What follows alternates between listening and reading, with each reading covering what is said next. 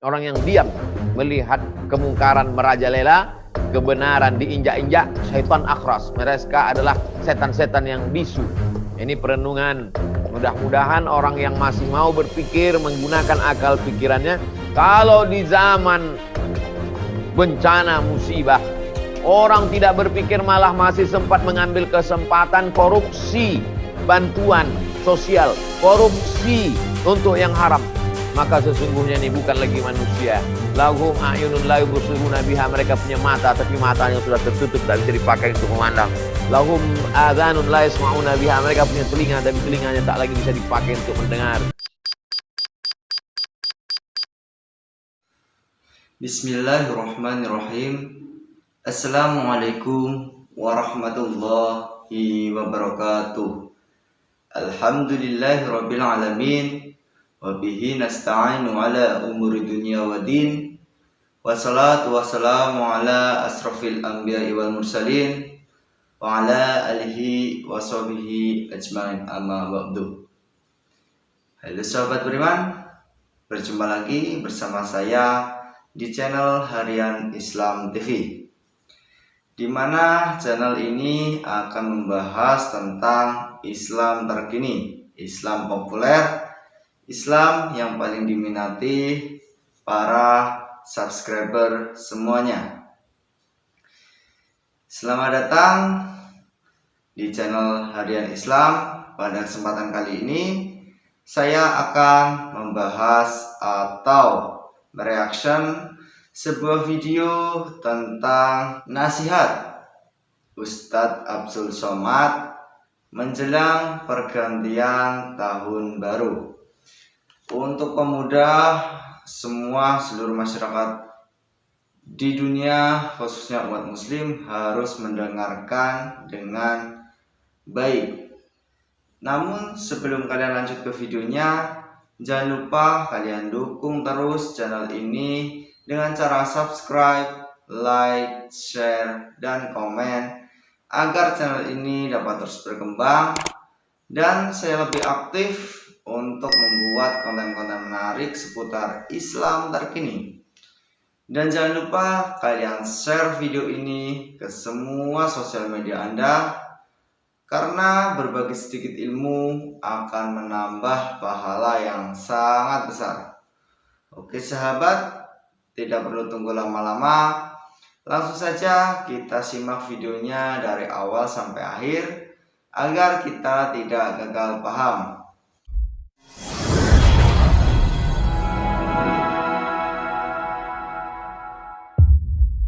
Tema kita pada kesempatan kali ini, bencana alam sebagai momentum introspeksi diri untuk menjadi pribadi yang lebih baik.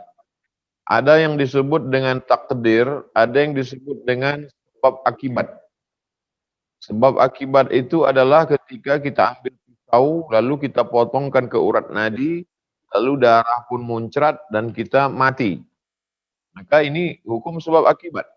Orang yang penuh dengan kesadaran, lalu dia pergi ke tengah jalan, lalu lintas hiruk pikuk, lalu dia ditabrak truk, pecah kepalanya, mati dia. Hukum sebab akibat. Nah, apakah bencana? Kita ambil sampel contoh banjir. Apakah banjir itu sebab akibat? Sebab dari perbuatan kita, efek dari suatu perbuatan itu muncul suatu masalah. Maka lahirlah banjir bandang.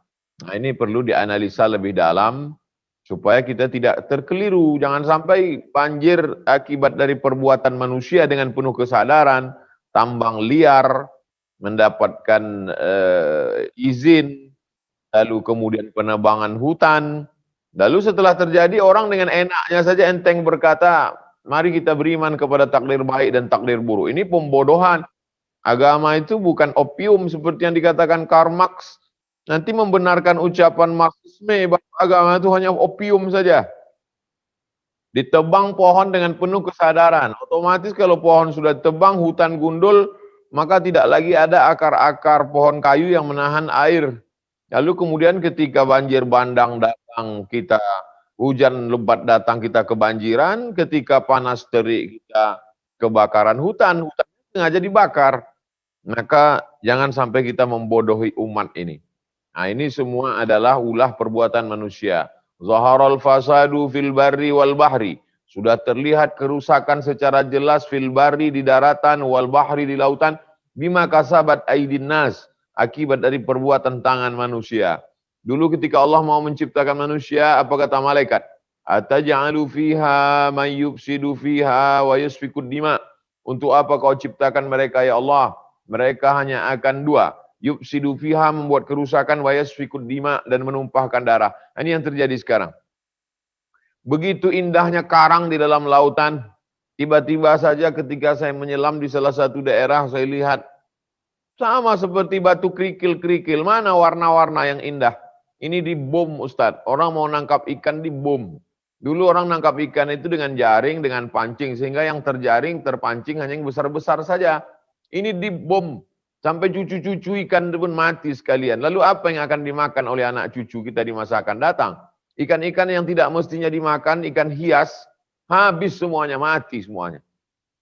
Dan tidak dimakan, tidak dinikmati. Anda ikan-ikan yang terapung itu masuk ke dalam kaleng, lalu dikirimkan ke panti asuhan, panti jompo, anak yatim, pondok tahfiz Quran, anak duafa, masih ada positifnya. Dibiarkan mengapung, memutih di tengah lautan.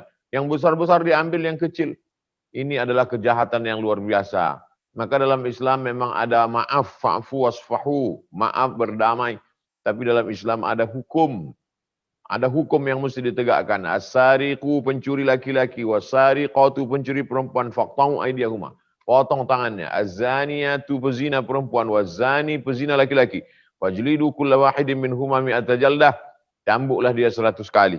Maka Islam tidak hanya sekedar memberikan maaf, marilah kita bertoleransi, marilah kita berlapang dada, tapi juga Islam mengajarkan ada punishment, ada hukum, dan itu ada pada orang yang diberikan amanah. Uli orang amri urusan, ulil amri orang-orang yang kita berikan amanah. Saat kita mencoblos mereka, itu bukan sekedar menusukkan paku di atas kertas. Kita dengan penuh kesadaran sudah memilih mereka sebagai orang yang mengurus urusan kita. Bukan mengurus ketika sudah banjir terjadi.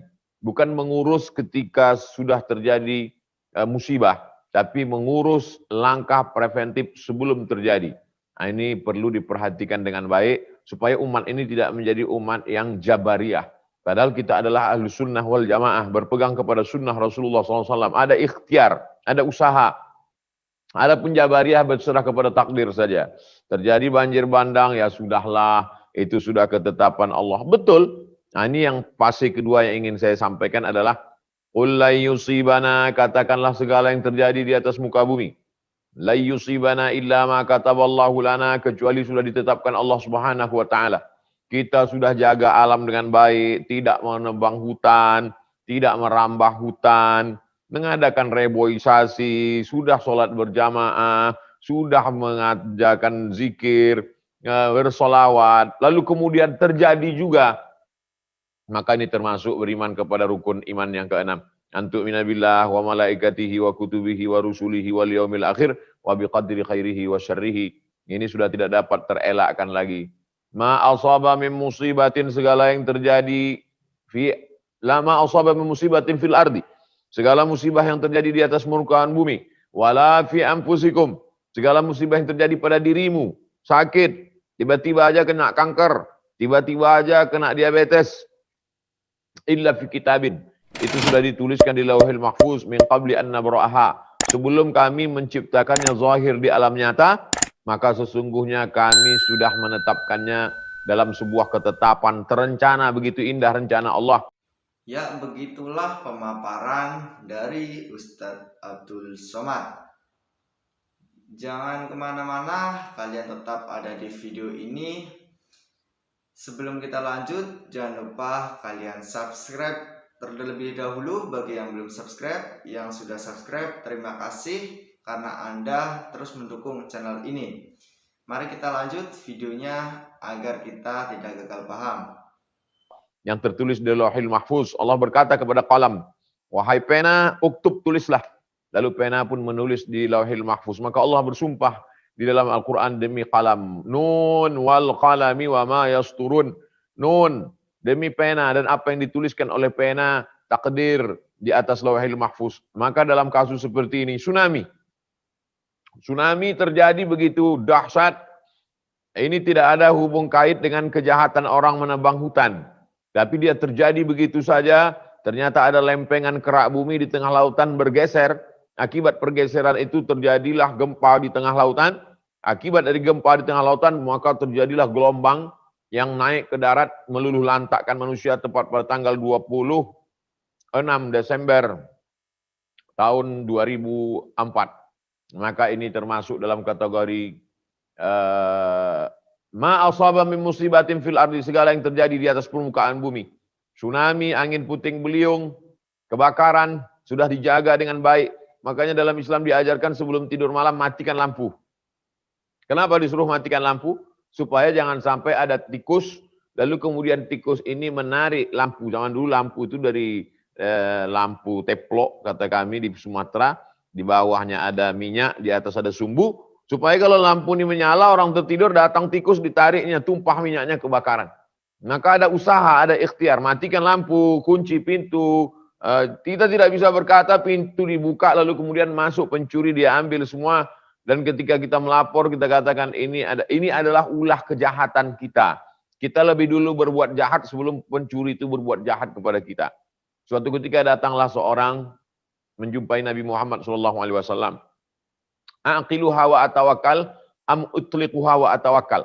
Apakah saya tambatkan, saya ikatkan dulu hewan tunggangan saya di luar masjid itu, saya tambatkan dulu baru saya bertawakal? Atau saya lepaskan saja lalu saya bertawakal? Kata Nabi, iqilha, tambatkan dulu, ikatkan dulu, setelah itu barulah bertawakal. Itu diajarkan tawakal dalam Islam. Setelah usaha maksimal, ikhtiar, terjadi juga apa yang terjadi yang tidak kita kehendaki. La yusibana illa ma kataballahu lana huwa maulana. Yang bisa menolong kita hanya Allah Subhanahu wa taala. Ini perenungan buat kita bersama. Lalu kemudian yang ketiga, ada sebab akibat. Yang kedua, ada takdir Allah. Yang ketiga, yang perlu kita pikirkan adalah bahwa akibat dari dosa-dosa kita bisa juga azab itu turun. Wattaqu fitnatan la tusibanna alladzina zalamu minkum khassah. Takutlah kamu kepada azab ketika dia turun, dia tidak hanya menimpa orang yang zalim-zalim saja. Jadi ketika banjir bandang itu datang, yang didatangi air itu bukan rumah yang menebang hutan. Bukan pimpinan proyek-proyek illegal logging. Yang diluluh lantakkan itu rumah-rumah imam, rumah ustadz yang tidak bersalah, rumah guru tahfiz Al-Quran. Enceng gondok masuk ke dalam perumahan, sedada tinggi air. Dikirimkan videonya ke saya. Apa salah mereka? Apa dosa mereka? Dosanya adalah tidak melakukan amar ma'ruf nahi mungkar. La ta'murunna bil ma'ruf, ajak orang berbuat baik. Wala tanhauna 'anil munkar, larang orang berbuat mungkar. La yushikanna ayyab'atsallahu 'alaikum iqaban. Kalau kamu tidak melakukan amar ma'ruf nahi mungkar, dikhawatirkan akan diturunkan hukuman. Ketika hukuman itu turun, summa tad'unahu, lalu kamu berdoa minta kepada Allah, fala yustajabu lakum, doa kamu tidak dikabulkan Allah. Mengapa terjadi musibah? Karena umat meninggalkan amar ma'ruf nahi mungkar. Itu ada hutan ditebang, digundul, illegal logging, hutan diambil. Ya nggak apa-apa, yang penting tidak mengganggu rumah kita. Hutan kan masih jauh dari kota. Ribut mahasiswa unjuk rasa. Pak, Ibu, itu ada orang sudah menggali tanah-tanah kita. Mereka mengambil nikel. Ini tidak ada izin dari negara, pemerintah. Ya udah nggak apa-apa, yang penting mereka mau nyumbang. Yang penting mau menolong kita. Toh mereka juga ngasih ke masjid. Tidak ada amar ma'ruf nahi mungkar. Kuntum khairu ummah, kamu adalah umat yang terbaik. Kapan kita disebut umat terbaik? 3 syaratnya. Ta'muruna bil ma'ruf, ajak orang berbuat baik. Wa tanhauna 'anil munkar, larang orang dari perbuatan mungkar. Wa tu'minuna billah, beriman kepada Allah Subhanahu wa taala. Jadi 3 poin ini menjadi pemikiran perenungan kita bersama. Afala ta'qilun, apakah kamu tidak berpikir? Afala tatafakkarun, kenapa kamu tidak berpikir? Afala tatadzakkarun, kenapa kamu tidak mengingat, eling tentang betapa Allah Subhanahu wa taala sudah menitipkan ini kepada kita. Inna aradnal amanata 'alas samawat. Kami mau menitipkan alam semesta ini ke langit. wal ard ke bumi, wal jibal ke bukit-bukit, fa abaina ayyahmilnaha. Mereka tidak ada yang sanggup memikulnya. Wa hamalahal insan. Manusialah yang begitu berani untuk memikul amanah ini. Innahu kana zaluman jahula. Manusia itu sifatnya zalim, aniaya, egois, mementingkan kepentingan pribadi. Yang penting dia punya rumah besar, duit banyak, ganti mobil, rumah anaknya, rumah cucunya, rumah cicitnya, rumah mantunya, rumah mertuanya. Tidak memperdulikan bahwa rumah orang akan hancur binasa karena musibah akibat dari perbuatan tangan-tangan manusia yang jahat, yang berdosa. Lalu kemudian dengan entengnya enak saja berdoa, Rabbana fir lana dzunubana. Dengan uang haram itu pula dia pergi ke kota Makkah sebelum Covid, menangis di pintu Ka'bah. Maka sesungguhnya innallaha thayyibun, Allah Maha Suci, la yaqbalu illa thayyiban. Allah tidak menerima kecuali yang suci-suci saja. Makanlah duit harammu itu, pakailah duit harammu itu untuk pergi ke Makkah. Maka sesungguhnya haji dan umrahnya tidak diterima Allah Subhanahu wa taala. Kenapa tidak diterima? Mat'amuhu haram, makanannya haram. Mashrabuhu haram, minumannya haram. Malbasuhu haram, pakaiannya haram. Wa ghudhiya bil haram, diberikan suap makanan haram. Anna yustajabulah, apakah mungkin doanya dikabulkan Allah Subhanahu wa taala? Oleh sebab itu ini menjadi perenungan buat kita, berhenti kita sejenak. Yang selama ini sibuk dengan aktivitas kita sampai kita lupa kepada Allah, lupa berzikir, lupa bertetangga, lupa bersilaturahim. Tapi ketika hentakan ini terjadi, maka kita berhenti sejenak. Betapa tidak berdayanya kita. Melihat mobil-mobil hanyut di depan rumah, melihat rumah-rumah penuh, sampai kamar habis semuanya. Betapa kita dikirimkan gambar seorang bapak menyelamatkan anak kecil di dalam kulkas. Kulkas dijadikan sebagai perahu untuk menyelamatkan anak di dalam, anak bayi. Ini semua membuat kita menjadi tersentak dari kegiatan kita yang haram-haram, yang kita tidak melakukan haram, tapi kita ikut diam terhadap perbuatan haram. Kata Imam An-Nawawi, mengutip pendapat Imam Abu Ali Ad-Daqqaq, as-sakitu 'anil haq syaitan akhras. Orang yang diam melihat kemungkaran merajalela, kebenaran diinjak-injak, syaitan akhras. Mereka adalah setan-setan yang bisu. Ini perenungan. Mudah-mudahan orang yang masih mau berpikir, menggunakan akal pikirannya, kalau di zaman bencana musibah, orang tidak berpikir malah masih sempat mengambil kesempatan korupsi, bantuan sosial, korupsi untuk yang haram. Maka sesungguhnya ini bukan lagi manusia. Lahum a'yunun la yubsiruna biha, mereka punya mata tapi matanya sudah tertutup, tak bisa dipakai untuk memandang. Lahum adhanun la yasma'una biha, mereka punya telinga tapi telinganya tak lagi bisa dipakai untuk mendengar. Lahum qulubun la yafqahuna biha, mereka punya hati tapi tidak lagi bisa dipakai untuk merenung. Ulaika kal an'am, mereka ini sama seperti binatang. Balhum adall, bahkan mereka lebih hina daripada binatang. Siklus manusia begitulah terjadi seterusnya. 1442 tahun sejak hijrahnya Nabi Muhammad SAW, hari berganti, musim berubah, dahsyat fenomena alam semesta. Ini semua untuk mengajak kita kembali merenung mana kekuatan kita, mana kehebatan kita. Ternyata ketika dia datang, air yang datang, api yang datang, angin yang datang, bumi terbelah, gelombang pasang naik ke darat, sesungguhnya kita hanyalah makhluk yang lemah, yang tidak berdaya, yang tidak bisa berbuat apa-apa. Maka satu sisi musibah itu adalah menghabiskan, meluluh lantakkan alam semesta, tapi kita pandang positifnya, dia juga menghilangkan dosa-dosa. Ma yusibul mu'min min nasabin wala wasabin wala saqamin wala syaukin yastakuha. Gundah gulana, risau, sakit, susah hati, duri yang menusuk tapak kaki, illa kafarallahu anhu biha sayyi'atu. Sesungguhnya dengan itu Allah menghapuskan segala dosa-dosa. Jadi bagi jamaah yang tidak pernah melakukan perbuatan dosa yang efeknya dirasakan oleh orang banyak, maka sesungguhnya husnuzon kepada Allah. Ana, kata Allah dalam hadis kursi, indah husnuzonni abdi bi, aku menurut prasangka hambaku kepada aku. Jadi kita husnuzon bahwa ini cara Allah mengampuni kita, menghapuskan dosa-dosa kita. Lalu kita melihat bahwa ujian ini sebagai ujian untuk mengangkat derajat keimanan kepada Allah Subhanahu wa taala.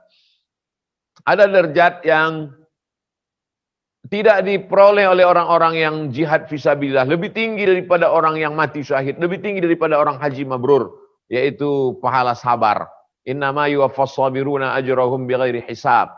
Orang yang sabar menerima ujian dari Allah, maka sesungguhnya dia mendapatkan balasan dari Allah bighairi hisab, unlimited, tidak bisa dihisab, tidak bisa dihitung. Itulah balasan. A'adatu li'ibadiyas salihin, aku sudah siapkan untuk hamba-hambaku yang saleh. Mala a'yunun ra'at, balasan yang belum pernah dilihat mata, wala udhunun sami'at, belum pernah didengar telinga, wala khatara ala qalbi bashar, belum pernah terlintas di hati manusia. Maka balasan-balasan itu diberikan Allah bagi orang-orang yang sempat merenung sejenak dan dia taubat nasuha. Ya ayyuhalladzina amanu, wahai orang-orang beriman, tubu ilallah, bertobatlah kepada Allah, taubatan nasuha, taubat nasuha. Ini belum kiamat alam semesta. Ini baru kiamat isinya sekelompok bagian kecil saja, partikel kecil saja, alam mengamuk atas perintah Allah Subhanahu wa taala. Maka ke depan mesti ada introspeksi diri. Jangan sampai manusia ini lupa. Walaula daf'ullahi nasa ba'dahum bi ba'din. Kalaulah bukan karena manusia ini saling nasihat menasihati, saling memperingatkan. Kalau ada orang yang memberikan peringatan, sesungguhnya dia bukan benci, tapi karena dia sayang. Karena kita satu alam ini seperti orang yang tinggal di dalam sebuah kapal bahtera di tengah lautan. Maka ada orang yang melobangi kapal itu di bawah. Lalu kemudian orang yang berada di atas mengatakan, ya enggak apa-apa, dia kan di bawah. Dan ketika kapal itu tenggelam, air laut masuk ke dalam. Yang tenggelam bukan cuma yang melobangi kapal di bawah. Yang di atas geladak, yang di atas tiang pun juga ikut tenggelam bersama tiang-tiangnya sekalian. Maka sesungguhnya kita juga di dunia ini sama seperti dalam sebuah bahtera yang besar. Maka kalau air sudah masuk ke dalam, maka kalau ada orang dari atas mengatakan, jangan lobangi kapal, jaga kapal kita. Sesungguhnya dia bukan mengintervensi urusan kita, tapi dia sudah menganggap kita bagian. Inilah ajaran Islam. Kadang sebagian orang mengatakan, kamu rese, kenapa kamu urus urusan saya, urus saja urusan kamu, ini privasi saya. Ini orang tidak mengerti ajaran Islam. Islam mengajarkan kita untuk peduli, care. Maka dalam Islam tidak hanya diajarkan tentang sholat, zakat, puasa, tapi juga ada yang disebut dengan fiqhul bi'ah, fikih lingkungan. Idza waqa'an ala ahadikumul qiyamah, kalau kamu sudah mau mati. Wa fi yadihi fasilah, di tanganmu ada bibit korma. Falyughris, tanamkan bibit korma itu. Ini menunjukkan kita mesti bercocok tanam. Seandainya Nabi Muhammad SAW itu tinggal di daerah Katulistiwa, Gemah Ripah, Lojenawi, Tongkat dan Batu jadi tanaman, maka tidak ada yang aneh, iklim tropis, tapi dia tinggal di Jazirah Arab. Bercocok tanam itu sulit, susah. Zaman sekarang aja untuk satu korma mesti ada keran air di bawah. Tapi dia mengajarkan, mari bercocok tanam. Bagaimana dengan orang yang sudah ada pohon tanaman, dia tebang. Man qata'a sidratan, siapa yang memotong sebatang pohon sidir, sawwaballahu ra'sahu finnar, disungkurkan Allah kepalanya dalam api neraka. Sebatang pohon sidir kau tumbang, maka Allah sungkurkan kepalamu dalam api neraka. Bagaimana kalau engkau menebang 1 hektar, 2 hektar, 1 hutan belantara, rata dengan tanah, kayunya kau jual, dapat duit banyak. Mestinya ada aturan, peraturan, mesti ada hutan lindung, supaya hewan-hewan tidak mati, komunitas, ekosistem tidak rusak. Tapi apa yang terjadi? Di tepi lautan mestinya ada mangrove. Maka ketika datang gelombang, maka air itu tidak terlalu besar sampai ke pantai karena dia ditahan oleh mangrove. Tapi apa yang terjadi? Mangrove dirusak, tidak ditanam. Maka air langsung dari lautan naik sampai ke darat, sampai ke kota. Habis, meluluh lantakkan. Ini semuanya adalah akibat dosa manusia yang dia pun sendiri mati dalam dosanya. Dan yang lebih menyedihkan adalah yang mati dalam dosanya bukan dia, bukan anaknya, bukan keluarganya. Orang-orang yang tidak bersalah pun ikut juga menanggung derita akibat dari perbuatan tangan manusia yang tamak dan rakus tadi. Saya kira itu pengantar dialog kita pada petang hari ini. Pukul 1.55, lebih kurang 25 menit saya sampaikan mukaddimah, mudah-mudahan bermanfaat. Saya kembalikan ke moderator. Terima kasih. Wassalamualaikum warahmatullahi wabarakatuh. Demikianlah penyajian video atau nasihat dari Ustadz Abdul Somad. Semoga kita dapat menambah ilmu dan kita bisa melakukan yang terbaik dan menjadi yang lebih baik. Semoga umat muslim di seluruh dunia selalu diberikan ketetapan iman Islam dan dihindarkan dari visi murtadan oleh kaum kafir.